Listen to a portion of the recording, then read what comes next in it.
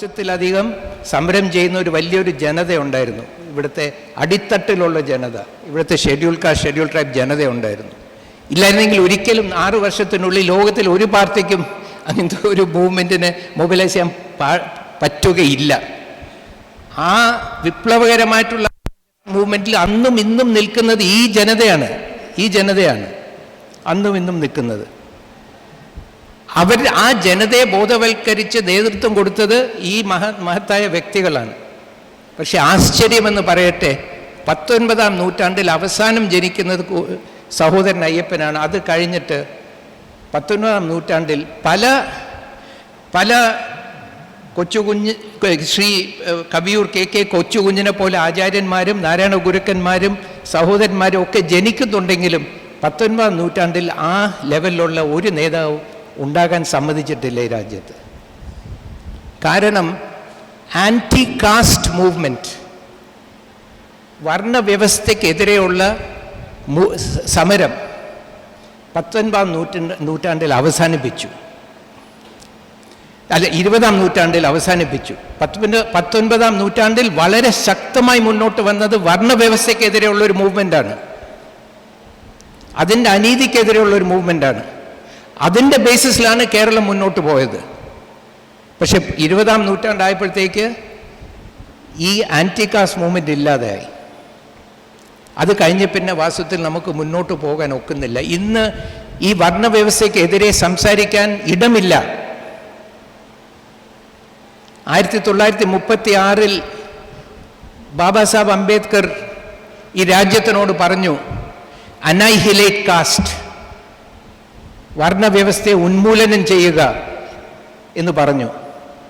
ആ വിപ്ലവകരമായ പ്രസംഗം അത് അഡ്വാൻസ് ആയിട്ട് ഇത് കിട്ടിയപ്പോൾ നിങ്ങൾ പ്രസംഗിക്കാൻ വരണ്ട എന്ന് പറഞ്ഞു. പ്രസംഗിക്കാതെ തന്നെ നമുക്കറിയാം, അതിനെ പബ്ലിഷ് ചെയ്തു. ഇന്ന് നമ്മൾ കാണുന്നത് എന്താണ്? ഏകദേശം 100 വർഷത്തിന് ശേഷം ഇവിടെ അനൈഹിലേറ്റ് ചെയ്തത് കാസ്റ്റിനെ അല്ല, ആൻറ്റി കാസ്റ്റ് മൂവ്മെൻറ്റിനെ അനൈഹിലേറ്റ് ചെയ്തു. ജാതി വിരുദ്ധ പ്രസ്ഥാനത്തിനെ അനൈഹിലേറ്റ് ചെയ്തു. പക്ഷേ കാസ്റ്റ്, വർണ്ണവ്യവസ്ഥ വളരെ ശക്തമായിരിക്കുന്നു, നിൽക്കുന്നു. ഇപ്പൊ ഇന്ത്യയിൽ നോക്കിയാൽ ഇന്ത്യ ഭരിക്കുന്നത് 4 സമുദായങ്ങൾ മാത്രമാണ് എല്ലാ പവറും മൊണോപ്പൊളൈസ് ചെയ്യുന്നത്. വെറും 4 സമുദായങ്ങളാണ്. കേരളത്തിൽ നോക്കിയാൽ വെറും 3 സമുദായങ്ങളാണ്. കേരളത്തിൽ ഇന്ന് വരെ ഒരു ഷെഡ്യൂൾ കാസ്റ്റോ ഷെഡ്യൂൾ ട്രൈബ് ചീഫ് സെക്രട്ടറി ആയിട്ടില്ല. തുടക്കം മുതൽ റിസർവേഷൻ ഉണ്ട് SC/STക്ക് IAS-ൽ.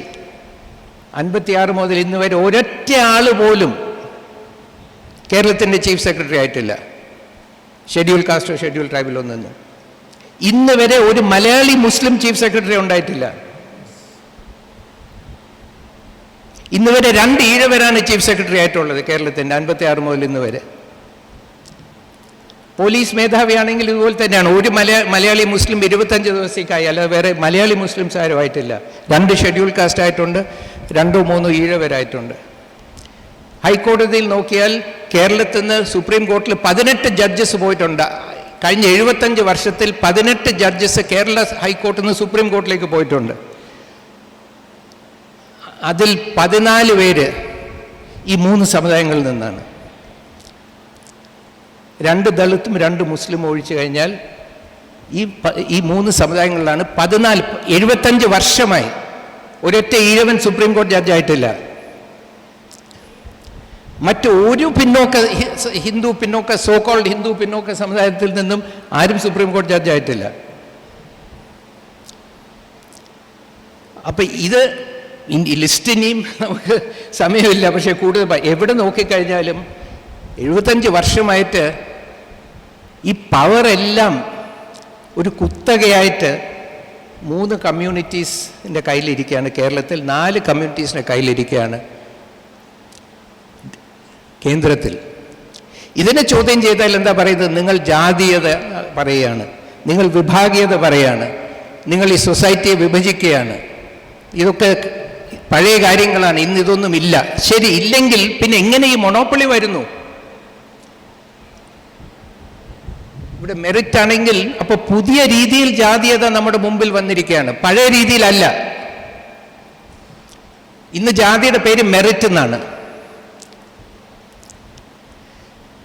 നിനക്ക് മെറിറ്റ് ഇല്ല എന്ന് പറഞ്ഞാൽ നീ കറക്റ്റ് ജാതിയിലല്ല എന്നാണ് പറയുന്നത് ആക്ച്വലി.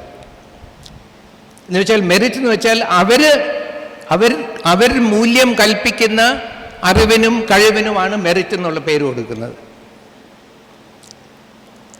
ഈ കുത്തക സമുദായങ്ങൾ അല്ലെങ്കിൽ മെറിറ്റ് ഇല്ല, അവരുടെ കഴിവും അവരുടെ മൂല്യങ്ങളും ഇല്ലെങ്കിൽ നമുക്ക് മെറിറ്റ് ഇല്ല.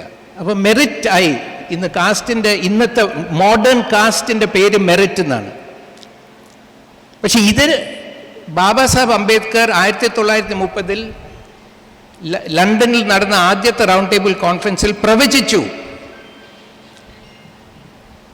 ബാബാ സാഹേബ് അംബേദ്കർ പറഞ്ഞു, ബ്രിട്ടീഷുകാർ പോയി കഴിയുമ്പോൾ ഇവിടെ ഇന്ത്യയെ ഭരിക്കാൻ പോകുന്നത് ഒരു ഓളിഗാർക്കി ആയിരിക്കും എന്ന് പറഞ്ഞു. ഓളിഗാർക്കി അദ്ദേഹത്തിൻ്റെ വാക്കാണ്, എൻ്റെ വാക്കല്ല. മോണാർക്കി എന്ന് വെച്ചാൽ മോണോ ആർക്കി, ഒരാളുടെ ഭരണമാണ് മോണാർക്കി. മോണോ ഒന്ന്, ആർക്കി ഭരണം. ഓളിഗോസ് എന്ന് വെച്ചാൽ ചുരുക്കം ആൾക്കാരുടെ ഭരണമാണ് ഓളിഗാർക്കി. വളരെ സൂക്ഷ്മമായി ബാബാ സാഹേബ് അംബേദ്കർ പറഞ്ഞു, ഇന്ത്യയെ ഭരിക്കാൻ പോകുന്നത് ഒരു ഓളിഗാർക്കിയാണ്. ഇന്ന് ഇന്ത്യയെ ഭരിക്കുന്ന ഒരു ഓളിഗാർക്കിയാണ്. അത് ഓരോ സ്റ്റേറ്റിലും ഓരോ ഓളിഗാർക്കികളുണ്ട്, 3-4 പ്രബല സമുദായങ്ങളുണ്ട്. അവർ മെറിറ്റ് എന്നും പറഞ്ഞ് പല വിധത്തിൽ ഭരിക്കുന്നു. ഇന്നത്തെ മോഡേൺ കാസ്റ്റിൻ്റെ പേര് ഓളിഗാർക്കിയാണ്. കാസ്റ്റ്. കാസ്റ്റ് എന്ന് വെച്ചാൽ എന്താണ്? കുറച്ച് സമുദായങ്ങൾക്ക് മാത്രമേ ഭരിക്കാൻ പാടുള്ളൂ. അതാണ് കാസ്റ്റിൻ്റെ അന്തസത്ത്, അതാണ് ഓളിഗാർക്കി, അതാണ് ഇന്ന് നമ്മൾ കാണുന്നത്. അപ്പൊ ഇതാണ് കാസ്റ്റ്. ഇതിൻ്റെ പ്രതിവിധിയായാണ് ഡോക്ടർ അംബേദ്കർ 1930 മുതൽ പ്രാതിനിധ്യ ജനാധിപത്യം വേണമെന്ന് പറഞ്ഞത്. പ്രാതിനിധ്യ ജനാധിപത്യം, representative democracy, due and adequate representation of all communities, classes എന്നല്ലാണ് അദ്ദേഹത്തിൻ്റെ സ്വന്തം വാക്കിൽ 1930 പറഞ്ഞത്. ഓളിഗാർക്കി ഇല്ലാതാക്കണമെങ്കിൽ എക്സിക്യൂട്ടീവ്, ജുഡീഷ്യറി, ലെജിസ്ലേച്ചറിലും എല്ലാ മേഖലകളിലും എല്ലാ സമുദായങ്ങൾക്കും ആനുപാതികമായ മതിയായ പ്രാതിനിധ്യം കിട്ടണം. എന്തുകൊണ്ട് മതിയായ? കൊച്ചു കമ്മ്യൂണിറ്റീസിനെ പ്രൊട്ടക്റ്റ് ചെയ്യാനാണ് അദ്ദേഹം മതിയായ എന്ന് പറഞ്ഞത്. ആനുപാതികം പോരാ, ആനുപാതികം വലിയ കമ്മ്യൂണിറ്റീസിനെ ഹെൽപ്പ് ചെയ്യും. പക്ഷെ കൊച്ചു കമ്മ്യൂണിറ്റീസിന് ഹെൽപ്പ് ചെയ്യണമെങ്കിൽ മതിയായ പ്രാതിനിധ്യം വേണം. അപ്പോൾ ആനുപാതികത്തിനേക്കാളും കൂടുതൽ പ്രാതിനിധ്യം കൊച്ചു കമ്മ്യൂണിറ്റീസിന് കൊടുക്കേണ്ടി വരും. അപ്പം അദ്ദേഹം പറഞ്ഞു, ഈ ഓളിഗാർക്കിയെ കൺട്രോൾ ചെയ്യുന്നത് കുറച്ച് കമ്മ്യൂണിറ്റീസ് ഈ സർക്കാരിനെ കൺട്രോൾ ചെയ്യാണ്, ഭരണകൂടത്തിനെ കൺട്രോൾ ചെയ്യാണ്. അത് ഇല്ലാതാക്കണമെങ്കിൽ എല്ലാ സമുദായങ്ങൾക്കും ആനുപാതികമായ മതിയായ പ്രാതിനിധ്യം കൊടുക്കണം. അതിൻ്റെ ഉപാധിയാണ്, ഉപകരണമാണ് റിസർവേഷൻ. റിസർവേഷനും ദാരിദ്ര്യവും തമ്മിൽ യാതൊരു ബന്ധവുമില്ല. ഇന്ത്യ സെക്യൂരിറ്റി കൗൺസിലിൽ ഒരു പെർമനന്റ് സീറ്റ് വേണമെന്ന് ഇന്ത്യ പറയുന്നു. ഇന്ത്യ ദരിദ്ര രാഷ്ട്രമായതുകൊണ്ടാണോ അത് പറയുന്നത്? ഇന്ത്യ ഇപ്പോൾ ദാരിദ്ര്യം കുറഞ്ഞതുകൊണ്ട് അത് വേണ്ട എന്ന് പറയുന്നത് ശരിയാണോ? ഇന്ത്യയെ പ്രതികരിക്കുന്നത് ക്രീമി ലെയർ ആകരുതെന്ന് പറയുന്നത് ശരിയാണോ? ഇന്ത്യക്ക് വേണ്ടത് പ്രാതിനിധ്യമാണ്, റെപ്രസെൻറ്റേഷനാണ്. പ്രാതിനിധ്യം എന്നുള്ള വാക്ക് റീപ്രസെൻറ്റേഷൻ, പ്രസൻസ് എന്നുള്ളൊരു വാക്കാണ്. ആ വാക്കിൻ്റെ അർത്ഥം സാന്നിധ്യം എന്നാണ്. ഇപ്പം പ്രാതിനിധ്യ ജനാധിപത്യം എന്ന് വെച്ചാൽ ഭരണകൂടത്തിൽ ഞങ്ങൾക്ക് സാന്നിധ്യം വേണം, ഞങ്ങളുടെ സാന്നിധ്യം വേണം. ഞങ്ങൾക്ക് ദാരിദ്ര്യമുണ്ടോ, വിവരമുണ്ടോ, വിദ്യാഭ്യാസമുണ്ടോ, ഇതൊന്നും ഒരു പ്രശ്നമല്ല. ഞങ്ങൾക്ക് ഞങ്ങളുടെ സാന്നിധ്യം വേണം. എല്ലാവരുടെയും സാന്നിധ്യത്തോടു കൂടി മാത്രമേ രാജ്യം ഭരിക്കാൻ പാടുള്ളൂ എന്നുള്ള ഡിമാൻഡാണ് റെപ്രസെൻറ്റേറ്റീവ് ഡെമോക്രസി എന്ന സങ്കല്പം ബാബാ സാഹേബ് അംബേദ്കർ നമ്മുടെ മുമ്പിൽ വെച്ചത്. അതിനെ വളരെ തന്ത്രപൂർവം തകർത്തിരിക്കുകയാണ്. ഇത് പിന്നോക്കാവസ്ഥയും ദാരിദ്ര്യത്തിനും വേണ്ടിയാണ്, മുൻകാലത്ത് നടന്ന വിവേചനത്തിൻ്റെ ഒരു കോമ്പൻസേഷനായിട്ടാണെന്നൊക്കെ പറഞ്ഞ് ഇതിനെ തകർത്തിരിക്കുകയാണ്. പക്ഷെ യാഥാർത്ഥ്യം എന്താണ്? അത് കാരണം പ്രാതിനിധ്യം ആണ് നമുക്ക് വേണ്ടതെന്നുള്ളത് മുന്നോട്ട് വരുന്നില്ല. അപ്പം ഞാൻ EWSൻ്റെ എതിരെ സുപ്രീം കോർട്ടിൽ വാദിച്ചപ്പോൾ ഞാൻ സുപ്രീം കോർട്ടിനോട് പറഞ്ഞു, ഞാനിവിടെ വന്നത് സംവരണത്തിന് വേണ്ടിയല്ല, റിസർവേഷന് വേണ്ടിയല്ല, പ്രാതിനിധ്യത്തിന് വേണ്ടിയാണ്. അതാണ് ഞങ്ങളുടെ ഫണ്ടമെൻ്റൽ റൈറ്റ്. ഞങ്ങൾക്ക് ഭരണകൂടത്തിൽ സാന്നിധ്യം വേണം. ഞങ്ങൾക്കുമുണ്ടൊരു ബുദ്ധി, ഞങ്ങൾക്കുണ്ടൊരു അനുഭവം, ഞങ്ങൾക്കുമുണ്ടൊരു ദൃഷ്ടി, ഞങ്ങൾക്കുമുണ്ട് ഞങ്ങളുടെ മൂല്യങ്ങൾ. എല്ലാ മൂല്യങ്ങളും തുല്യപ്രധാനമാണ്. ഒന്നും സുപ്പീരിയറും ഇൻഫീരിയറും അല്ല, മേൽക്കീഴ നിലയില്ല. നമ്മൾ മനുഷ്യരാണ്. അതുകൊണ്ടാണ് അംബേദ്കർ ഭരണഘടനയിൽ സ്വാതന്ത്ര്യം, സമത്വം, സാഹോദര്യം എന്നുള്ള മൂല്യങ്ങൾ എഴുതി വച്ചിരിക്കുന്നത്. എന്താണ് ഈ സമത്വം? ഞാൻ ഈ ജഡ്ജസും ജുഡീഷ്യൽ അക്കാഡമിയിലെ ലോയേഴ്സും ഒക്കെ ആയിട്ട് റിയാക്ട് ചെയ്യുമ്പോൾ അവർ പലപ്പോഴും പറയും, എന്താണ് സർ ഈ സമത്വം? 5 വിരലുകളുണ്ട്, എല്ലാം സമമാണോ? സമത്വമില്ല.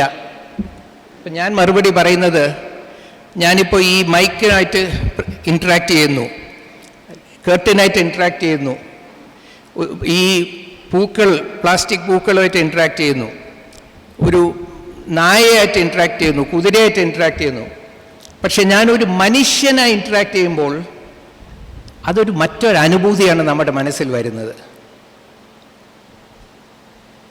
നമ്മുടെ ശരീരത്തിന് മുഴുവനും അറിയാം നമ്മൾ റിയാക്ട് ചെയ്യുന്നത് നമ്മുടെ സ്പീഷീസിലുള്ള ഒരു മനുഷ്യൻ ആയിട്ടാണ് നമ്മൾ ഇൻട്രാക്ട് ചെയ്യുന്നത്. നമുക്ക് നല്ലോണം അറിയാം. അതെന്തുകൊണ്ടാണ് അങ്ങനെ? നമ്മൾ മനുഷ്യരോട് റിയാക്ട് ചെയ്യുമ്പോൾ നമുക്കൊരു പ്രത്യേകം ഒരു അനുഭൂതിയുണ്ട്, ഒരു എക്സ്പീരിയൻസ് ഉണ്ട് മനുഷ്യനും കൂടെ ഇൻട്രാക്ട് ചെയ്യുമ്പോൾ. അതിൻ്റെ മൂല കാരണം എന്താണ്? മനുഷ്യൻ്റെ ഉള്ളിൽ ഒരു എസെൻസ് ഉണ്ട്, ഒരു അന്തസത്തുണ്ട്. അതെല്ലാ മനുഷ്യരിലും ഉണ്ട്. അതിൻ്റെ റെക്കഗ്നിഷനാണ് സമത്വം. അത് എക്സ്പീരിയൻസ് ചെയ്യാത്ത ആരുമില്ല. നമുക്ക് മാത്രമല്ല, ഒരു നായയ്ക്ക് പോലും നമ്മളിപ്പോൾ ഇവിടെ വന്നാൽ നമ്മൾ ഇരിക്കുന്ന എല്ലാ മനുഷ്യരാണ്, ആ നായക്കറിയാം. ആ വിവരമില്ലാത്ത പലരും മനുഷ്യരുണ്ട്, പക്ഷെ ആ നായക്കറിയാം നമ്മളിവിടെ ഇരിക്കുന്ന എല്ലാം തുല്യരായ മനുഷ്യരാണെന്ന് അവർക്ക് എല്ലാവർക്കും അറിയാം. അപ്പോൾ ഈ പ്രാതിനിധ്യം, എല്ലാ മനുഷ്യർക്കും എല്ലാ സമുദായങ്ങൾക്കും പ്രാതിനിധ്യം വേണം. കേരളം എന്തുകൊണ്ടാണ് കുറച്ച് മറ്റ് സംസ്ഥാനങ്ങൾക്കാളും ഈ വലിയൊരു പീഡനത്തിൽ നിന്നും വലിയൊരു അത്യാചാരത്തിൽ നിന്നും കുറച്ചുകൂടെ മുന്നോട്ട് പോയെന്ന് ഞാൻ കുറേ ആലോചിച്ചിട്ടുണ്ട്. എൻ്റെ അഭിപ്രായത്തിൽ അതിൻ്റെ ഒരു കാരണമുണ്ട്. ഈ സംഘടന, ഓൾ കേരള വർണ്ണവ സൊസൈറ്റി പോലുള്ള സംഘടനകൾ കേരളത്തിലുണ്ട്. അത് കാരണമാണ് കേരളം മുന്നോട്ട് പോയിട്ടുള്ളത്. ഈ നോർത്ത് ഇന്ത്യയിൽ പോയി കഴിഞ്ഞാൽ ഇതിനെല്ലാം തകർത്തിരിക്കുകയാണ്. സമുദായ സംഘടനകളിൽ ഇല്ലാതാക്കിയിരിക്കുകയാണ്. സമുദായങ്ങളിലെ നേതാക്കന്മാരെല്ലാം രാഷ്ട്രീയ നേതാക്കന്മാരാണ്, പൊളിറ്റിക്കൽ ലീഡേഴ്സാണ്. പൊളിറ്റിക്കൽ ലീഡേഴ്സിന് ഒരുപാട് കോംപ്രമൈസ് ചെയ്യേണ്ടി വരും. അവർക്ക് പല കൺസിഡറേഷൻസും ഉണ്ട്. മത്സരിക്കണം, ഭരിക്കണം, കോalition ഉണ്ടാക്കണം. അപ്പോൾ പൊളിറ്റിക്കൽ ലീഡർ ഒരു സമുദായത്തിൻ്റെ നേതാവാകുമ്പോഴത്തേക്ക് സമുദായം ദുർബലമാകുന്നു. മനഃപൂർവ്വമല്ല, പക്ഷെ അതിൻ്റെ റിയാലിറ്റി അതാണ്. അതിപ്പോൾ ഇപ്പം എല്ലാ സമുദായങ്ങളിലും കാണാം. ഡയറക്റ്റ്ലി പോളിറ്റിക്സിലേക്ക് ഒരു നേതാവ് പോകുമ്പോഴത്തേക്ക് ആ കമ്മ്യൂണിറ്റിയുടെ പൊസിഷൻ തന്നെ മാറിപ്പോയി. ഇപ്പോഴത്തെ SNDP ലീഡർഷിപ്പിനെ നോക്കിയാൽ നമുക്കറിയാം, ഈ കമ്മ്യൂണിറ്റിയുടെ ഇൻട്രസ്റ്റ് അല്ലല്ലോ, അദ്ദേഹത്തിൻ്റെ പൊളിറ്റിക്കൽ ഇൻട്രസ്റ്റ് ആണ് അദ്ദേഹം മുന്നിൽ വെക്കുന്നത്. പക്ഷേ ഈ പൊളിറ്റിക്കൽ അല്ലാത്ത സമുദായങ്ങളുടെ കൂട്ടായ്മകൾ കേരളത്തിൽ ഈ മഹാരഥന്മാർ 19ാം നൂറ്റാണ്ടിൽ ഉണ്ടാക്കി നമുക്ക് തന്നു. അത് നമ്മുടെ ഏറ്റവും വലിയൊരു ശക്തിയാണ്. അത് ഇല്ലാത്ത സ്ഥലങ്ങളിൽ നമ്മളെപ്പോലുള്ള സമുദായങ്ങൾ ഇന്നും വലിയ ജാതി അത്യാചാരത്തിൻ്റെ കീഴിൽ കഴിയാണ്. പുതിയ പേരുകൾ വന്നിട്ടുണ്ട്, പേരുകളൊക്കെ മാറ്റിയിട്ടുണ്ട്. പക്ഷേ ആ മനസ്സിലുള്ള ആ വിദ്വേഷം ഒട്ടും മാറിയിട്ടില്ല. അതിനെ പ്രതികരിക്കണമെങ്കിൽ നമ്മൾ സമുദായങ്ങൾ ശക്തരാകണം. അതുകൊണ്ടാണ് എനിക്കിവിടെ വരാൻ വളരെ സന്തോഷമുള്ളതും ഇവിടെ വന്ന് നിങ്ങളുമായിട്ട് ഇടപെടാനും വളരെ സന്തോഷമുള്ളതും. പീഡിക്കപ്പെട്ട സമുദായങ്ങൾ, പീഡനം അനുഭവിക്കുന്ന, പ്രാതിനിധ്യം നിഷേധിക്കപ്പെടുന്ന, അവസരങ്ങൾ നിഷേധിക്കപ്പെടുന്ന, വിവേചനത്തിൽ നിന്നും പീഡിക്കപ്പെടുന്ന എല്ലാ സമുദായങ്ങളും ശക്തമായി ഒന്നിച്ചു നിന്നാലേ അവർ നമുക്ക് മുന്നോട്ട് പോകാനൊക്കെ ഉള്ളൂ. ഈ സമുദായ ശക്തിയാണ് നമ്മുടെ ശക്തി. ഞാൻ പലപ്പോഴും പറയും, കോൺസ്റ്റിറ്റ്യൂഷനിൽ India is a union of states politically, പക്ഷേ socially India is a union of communities. സമുദായങ്ങളുടെ യൂണിയനാണ്. ആ സമുദായങ്ങളുടെ സ്വന്തം നേതൃത്വത്തിന് മറ്റ് സ്റ്റേറ്റ്സിൽ, ഈ സൗത്ത് ഇന്ത്യയിൽ കുറച്ചുകൂടെ ഉണ്ട്, നോർത്ത് ഇന്ത്യയിൽ തകർത്തിരിക്കുകയാണ്. അതുകൊണ്ടാണ് അവിടെ ജനാധിപത്യം ഇല്ലാതാകുന്നത്. എന്നുവെച്ചാൽ ജനാധിപത്യത്തിന് ഉണ്ടാക്കിയതും കൊണ്ടുവന്നതും സംരക്ഷിക്കുന്നതും ഇവിടുത്തെ സാധാരണ ആൾക്കാരാണ്. മെയിൻലി SC/ST പെടുന്ന, ഈ അൺടച്ചബിലിറ്റി സഫർ ചെയ്തിട്ടുള്ള OBC പെടുന്ന ജനവിഭാഗങ്ങളാണ്. അവരടിമകളായി വിൽക്കപ്പെട്ട ജനവിഭാഗങ്ങളാണ് ഇതിനെല്ലാം സപ്പോർട്ട് ചെയ്ത് ഈ ജനാധിപത്യത്തിൻ്റെ ഒരു ബാക്ക് ബോണായി നിൽക്കുന്നത് ഈ കമ്മ്യൂണിറ്റീസിൻ്റെ മൂവ്മെൻറ്റ് മാത്രമാണ്. അപ്പോൾ നിങ്ങൾ ഇന്ന് വളരെ ബുദ്ധിമുട്ടി പല സ്ഥലത്തുനിന്ന് വന്നു, ചുട്ട വെയിലത്ത് ജാഥ ചെയ്തു, ക്ഷീണിച്ചു, അത് കഴിഞ്ഞ് പ്രസംഗങ്ങൾ കേൾക്കുന്നു. ഇതൊക്കെ വലിയ ത്യാഗങ്ങളാണ് നിങ്ങൾ ചെയ്യുന്നത്. ആ ത്യാഗങ്ങൾ ചെയ്യുന്നത് നമ്മുടെ രാജ്യത്തിൻ്റെയും നമ്മുടെ ജനങ്ങളുടെയും നമ്മുടെ കുട്ടികളുടെയും ഭാവിക്ക് വേണ്ടിയാണ്, മറ്റൊന്നിനുമല്ല. അപ്പോൾ ഈ പ്രാതിനിധ്യ, അവസാനം ഞാൻ ഒരു കാര്യം പറയാൻ ആഗ്രഹിക്കുന്നത്, ഈ പ്രാതിനിധ്യ ജനാധിപത്യം എന്ന് പറഞ്ഞിട്ട് എന്തുകൊണ്ടാണ് ബാബാ സാഹേബ് അംബേദ്കർ കൊണ്ടുവന്നത്? ഒന്ന് നമ്മൾ വളരെ ക്ലിയറായിട്ട് മനസ്സിലാക്കേണ്ടത്, ബാബാ സാഹേബ് അംബേദ്കറും ഗുരുവും എന്താണ് ജാതി എന്ന് എക്സ്പ്ലെയിൻ ചെയ്തു. വലിയ കൺഫ്യൂഷൻ ഉണ്ടാക്കിയിരിക്കുകയാണ്. എന്താണ് വർണ്ണം, എന്താണ് ജാതി, എന്താണ് സമുദായം? ഇത് നമ്മൾ വളരെ ക്ലിയർ ആയിട്ട് മനസ്സിലാക്കണം. ഗുരു പറഞ്ഞു, ജാതി എന്ന് വെച്ചാൽ ജന്മരീതി എന്നാണ് ആ വാക്കിൻ്റെ അർത്ഥം. ജൻ പ്ലസ് കത്തിൻ, ജന്മരീതി ആണ് ജാതി, ജന്മരീതി. അതുകൊണ്ടാണ് ഗുരു പറയുന്നത്, ഒരു യോനി, ഒരു ആകാരം, ഒരു ജാതി മനുഷ്യന്, ഒരു ജന്മരീതി, എല്ലാ മനുഷ്യർക്കും ഒരു ജന്മരീതി. ഗുരു പറയുന്നു, ഇത് അറിഞ്ഞുകൂടാത്ത ലോകത്ത് ആരുമില്ല, കോപിന, ഈ ബ്രാഹ്മണാദികൾ ഒഴികെ. ആ കഷ്ടം എന്ന് പറയുന്നു. ബ്രാഹ്മണാദികൾ എന്താ വിശ്വസിക്കുന്നത്? 4 ജന്മരീതികളുണ്ടെന്നാണ്. തലയിൽ നിന്നും, തോളിൽ നിന്നും, തൊടയിൽ നിന്നും, കാലിൽ നിന്നും 4. അപ്പം 4 ജാതികൾ ഉണ്ടാകുന്നത് ഋഗ്വേദത്തിലാണ്.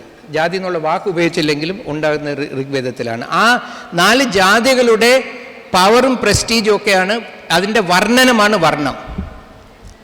ഇപ്പം ജാതിയും വർണ്ണം ഒന്ന് തന്നെയാണ്, രണ്ടല്ല. അപ്പം ഇതിൻ്റെ അർത്ഥം എന്താണ്? നമ്മൾ ഔട്ട്കാസ്റ്റുകളാണ്, ഔട്ട് ഓഫ് കാസ്റ്റ്. എത്രയോ ദശാബ്ദങ്ങളെ, സെഞ്ചുറീസ് ആയിട്ട് നമ്മൾ പറയുന്നത് എന്താണ്? നിങ്ങൾ ഔട്ട്കാസ്റ്റ് ആണെന്ന് പറയുന്നത്, ഔട്ട് ഓഫ് കാസ്റ്റ്. പിന്നെ നമ്മൾ കാസ്റ്റ് എങ്ങനെയായി? ഔട്ട്കാസ്റ്റിന് കാസ്റ്റ് ഇല്ലല്ലോ. പക്ഷെ ഇപ്പൊ പറയുന്നത് നമ്മളാണ് കാസ്റ്റ് എന്നാണ് പറയുന്നത്. അവർ കാസ്റ്റ് അല്ല എന്നാണ് പറയുന്നത്. സുപ്രീം കോടതി പോലും ഈയിടെ ഒരു ജഡ്ജ്മെന്റ് എഴുതി, വർണ്ണ എന്ന് പറയുന്ന കാസ്റ്റ് അല്ല എന്ന്. കാസ്റ്റ് ഇപ്പൊ നമ്മളായി. ഔട്ട്കാസ്റ്റുകളെ കാസ്റ്റുകളാക്കി, കാസ്റ്റുകളെ ഔട്ട്കാസ്റ്റുകളാക്കി, എബവ് കാസ്റ്റ് ആക്കി, സൂപ്ര കാസ്റ്റ് ആക്കി. അപ്പം നമ്മൾ ആദ്യം മനസ്സിലാക്കേണ്ടത്, നമ്മൾ സമുദായങ്ങളാണ്, നമ്മൾ ജാതികളല്ല. ജാതി എന്നുള്ള സംസ്കൃത വാക്ക് വർണ്ണം എന്നുള്ള വാക്കിൻ്റെ അതേ അർത്ഥം തന്നെയാണ് ജാതിയും. നമ്മൾ സമുദായങ്ങളാണ്, സ്വതന്ത്ര സമുദായങ്ങളാണ്, തുല്യ സമുദായങ്ങളാണ്. സമുദായം എന്നുള്ള കോൺസെപ്റ്റിൽ ശ്രേണീകരണമില്ല, മേൽക്കീഴ് നിലയില്ല.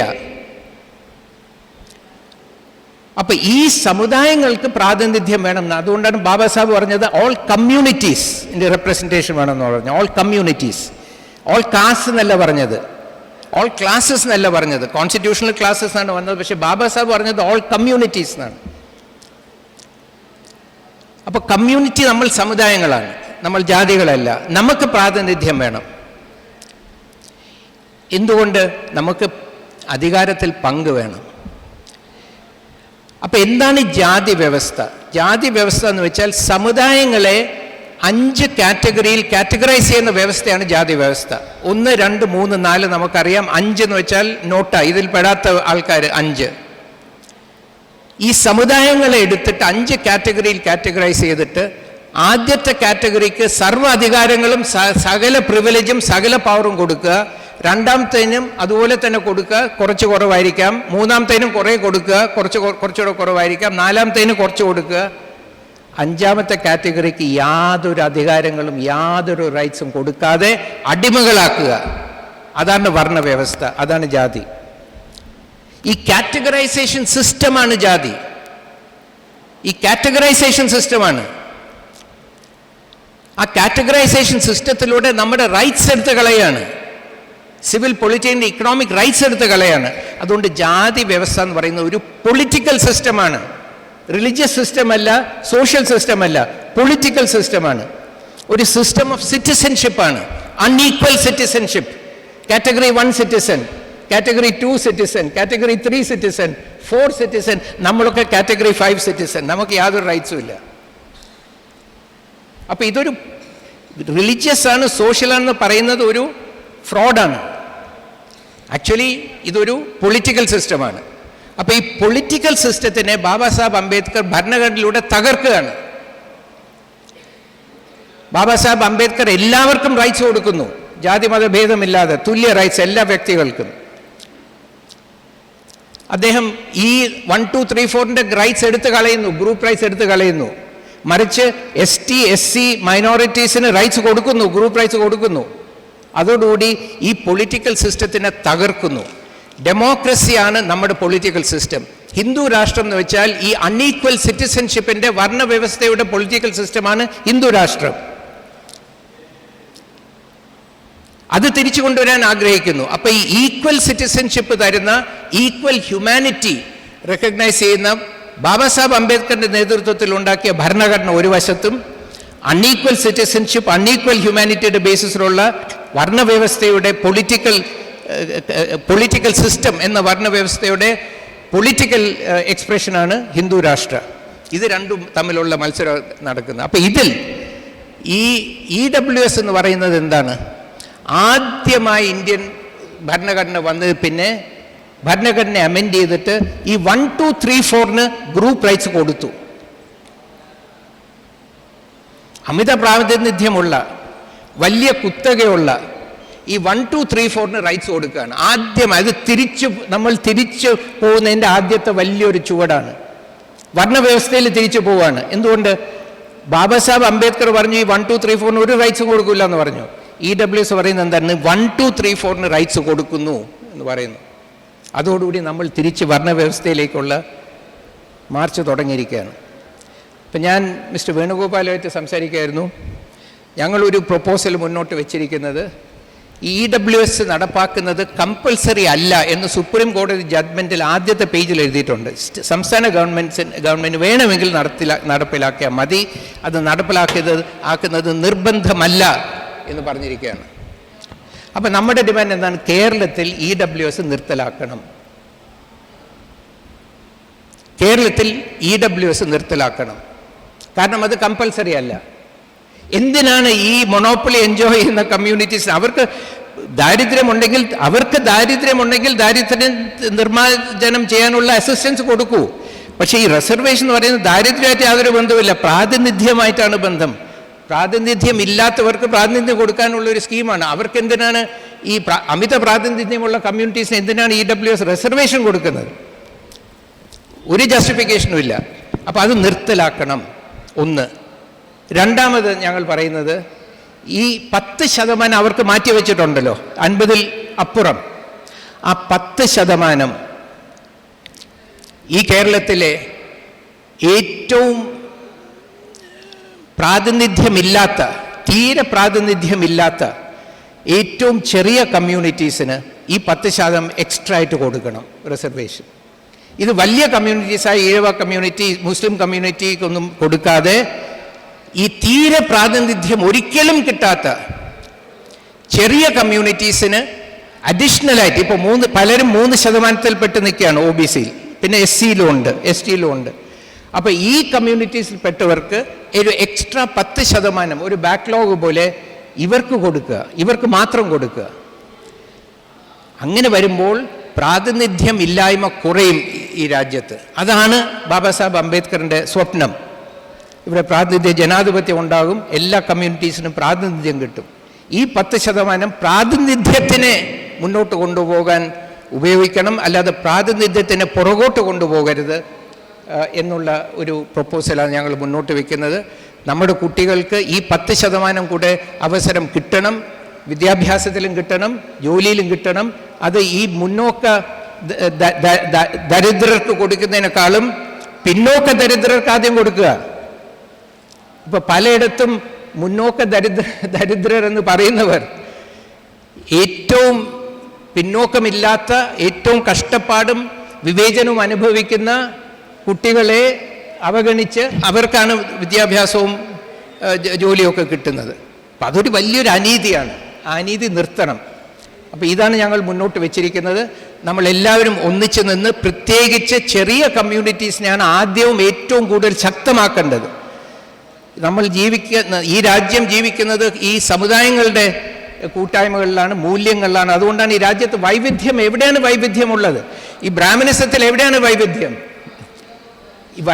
ഈ ഭാരതത്തിൻ്റെ വൈവിധ്യം വരുന്നത് ഈ നമ്മുടെ സാധാരണ കമ്മ്യൂണിറ്റീസിൽ നിന്നാണ്, അവരുടെ കൾച്ചറിൽ നിന്നാണ്, അവരുടെ ഹിസ്റ്ററിയിൽ നിന്നാണ്, അവരുടെ ലാംഗ്വേജിൽ നിന്നാണ്. അതാണ് നമ്മൾ പഠിക്കേണ്ടത്. ഞാൻ ഒരിക്കൽ ഒരു ട്രൈബൽ മ്യൂസിഷ്യനോട് ചോദിച്ചു, ഈ ക്ലാസിക്കൽ മ്യൂസിക്കും നിങ്ങളുടെ മ്യൂസിക്കും തമ്മിൽ എന്താ വ്യത്യാസം എന്ന് ചോദിച്ചപ്പോൾ കുറച്ച് വർഷം മുമ്പ് അദ്ദേഹം എനിക്ക് വളരെ വളരെ പ്രൊഫൗണ്ടായിട്ടുള്ള ഒരു ആൻസർ വന്നത്. ഒരു കാട്ടും പ്രദേശത്തിൽ ഒരു യാദൃശ്യമായിട്ട് കണ്ട ഒരാളോടാണ് ഞാൻ ചോദിച്ചത്. അയാൾ പറഞ്ഞു, ഞങ്ങൾക്ക് ഓൾ സൗണ്ട് ഇസ് മ്യൂസിക്. ഹിന്ദിയിൽ പറഞ്ഞു, all sound is music, all movement is dance. എല്ലാ ശബ്ദവും സംഗീതമാണ്, എല്ലാ മൂവ്മെൻറ്റും എല്ലാ അനക്കവും നൃത്യമാണ്. അതിൽ മേൽക്കീഴ് നിലയില്ല, അതിൽ സംസ്കൃതവും പ്രാകൃതവുമില്ല. ഈ വലിയൊരു വീക്ഷണം, എല്ലാത്തിനെയും റെസ്പെക്റ്റ് ചെയ്യുന്ന, എല്ലാത്തിനെയും ആദരിക്കുന്ന, എല്ലാത്തിലും മൂല്യം കാണുന്ന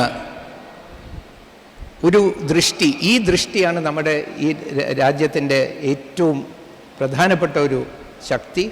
അതിനെ നിലനിർത്തുന്നതിൽ നിങ്ങളെല്ലാം ചെയ്യുന്ന വലിയൊരു സംഭാവനയാണ്. അതിനെ ഞാൻ അനുമോദിക്കുന്നു.